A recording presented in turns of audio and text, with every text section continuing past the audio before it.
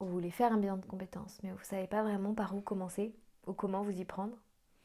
Bonjour, moi c'est Juliette, je suis cofondatrice de Gamberge et aujourd'hui je reviens avec une nouvelle vidéo pour vous aider à bien préparer son bilan de compétences. Alors, si vous avez envie de faire un bilan de compétences, il y a 2-3 petits points à vérifier avant de commencer. La première chose à faire, ça va être de définir les modalités qui vous conviennent. Les modalités, ça peut être un bilan de compétences en présentiel, en distanciel, les horaires des séances. Ça peut être, est-ce que c'est un bilan court ou un bilan long, en fonction de si vous avez une problématique qui est ciblée ou non, le type de consultant.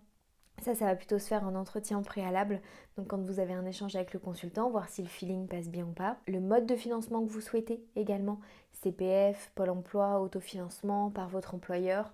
Toutes ces choses-là, ça va être des choses à vérifier avant de vous lancer, notamment si vous voulez faire financer par votre CPF, qui est le montant de votre cagnotte. Une fois que vous avez toutes ces informations, il va falloir choisir l'organisme de bilan de compétences qui vous convient le mieux et qui a de la disponibilité également. Une fois que vous savez si vous voulez être en présentiel ou en distanciel, vous pouvez faire les recherches Google adéquates et trouver le bilan qui vous conviendra le mieux. Une fois que tout ça est réglé, vous allez très vite arriver au premier entretien.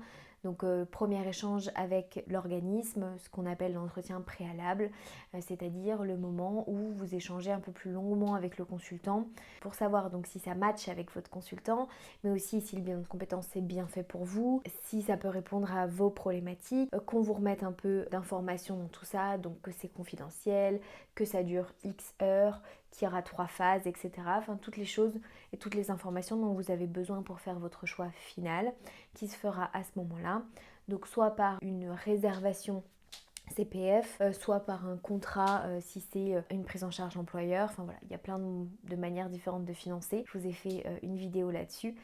Et donc en fonction de votre mode de financement, il y aura, on va dire, une partie contractuelle qui sera différente. Une fois qu'on arrive à tout ça, il va y avoir une préparation de votre côté.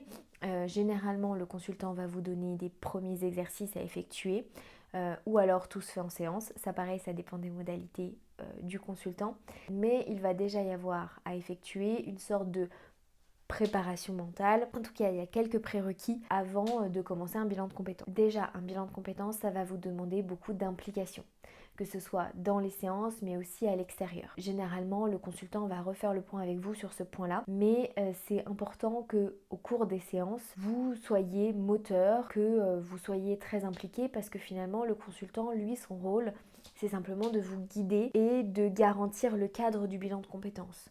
Ce qui se passe à l'intérieur du bilan, ce que vous allez réussir à en faire, ça ne dépend que de vous. Donc l'implication, savoir que ça va vous prendre du temps, ça c'est important à savoir avant de commencer un bilan de compétences, parce que notamment si le but final de votre bilan de compétences c'est de retrouver un meilleur équilibre vie pro vie perso, on va arriver à ce but là, mais au début ça va vous prendre beaucoup d'implication dans le bilan et ensuite vous allez pouvoir retrouver cet équilibre vie pro vie perso que vous souhaitez, mais au début il y aura un peu de charge quand même, parce que vous avez besoin de construire des bases solides sur ce que vous voulez, ce que vous pouvez faire, vos limites, ce qui vous convient, et tout ça pour construire des bases solides, ça prend un peu de temps. Les deuxièmes choses à savoir et à vous préparer quand vous vous lancez dans un bilan de compétences, ça va être de jouer le jeu. Le conseiller, le consultant, le coach, peu importe comment vous voulez l'appeler, son rôle, c'est de vous poser des questions pour faire émerger des choses. Toutes les questions que moi je vais vous poser, par exemple, elles auront toujours pour but de faire avancer le bilan de compétences. Par contre, parfois, elles peuvent être un peu difficiles, un peu dérangeantes. Vous vous demandez vraiment quel est l'intérêt de cette question. Alors rassurez-vous, ça a toujours un intérêt. Vous avez le choix de ne pas répondre à toutes les questions, soit parce que vous n'en avez pas envie, c'est un sujet qui est trop sensible ou trop difficile pour vous, soit parce que vous n'avez pas la réponse. Alors petit disclaimer, quand je dis trop sensible ou trop difficile, on reste quand même sur de la vie professionnelle. Il n'y a pas de sujets normalement qui sont particulièrement sensibles qu'on va aborder. On n'est pas dans une séance chez le psy. Mais parfois, il y a quelques questions qui peuvent être posées de façon innocente par le consultant, qui vont pas être reçues de la même manière parce que nous, on n'a pas tout l'historique. Donc vous avez toujours le choix de ne pas répondre.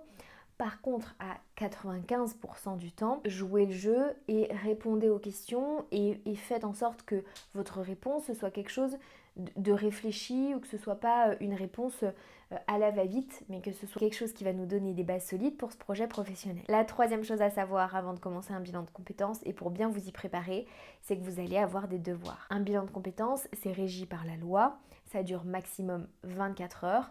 Pour autant, généralement, ça dure moins de temps. Quand on dit moins de temps, c'est moins de temps en face à face avec un consultant.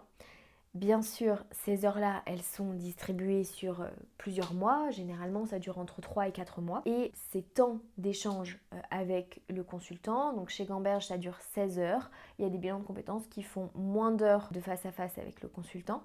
Mais nous, on a choisi ça pour être sûr d'avoir un bilan de compétences le plus complet possible. Ces 16 heures, elles vont être complétées par des heures de devoir, entre guillemets. Et vous aurez des choses à faire entre vos séances. Ça va être des petits exercices, c'est pas des choses qui vont vous prendre beaucoup de temps. Pour autant, ça va vous en prendre quand même un peu. Nous, on va avoir besoin de les avoir un peu en amont entre les séances pour pouvoir regarder, préparer. Et puis, vous, il faut que ce soit quand même dans une démarche qui est une démarche d'introspection, de réflexion, et pas uniquement, vas-y, je lui ai coché ces 3 cases, ça ira bien. La quatrième chose, et même si effectivement, nous, on prend énormément de notes. On va vous faire une synthèse à la fin, donc on va vous transmettre, qui sera anonymisée. C'est quelque chose qu'on garde pendant 1 an, cette synthèse.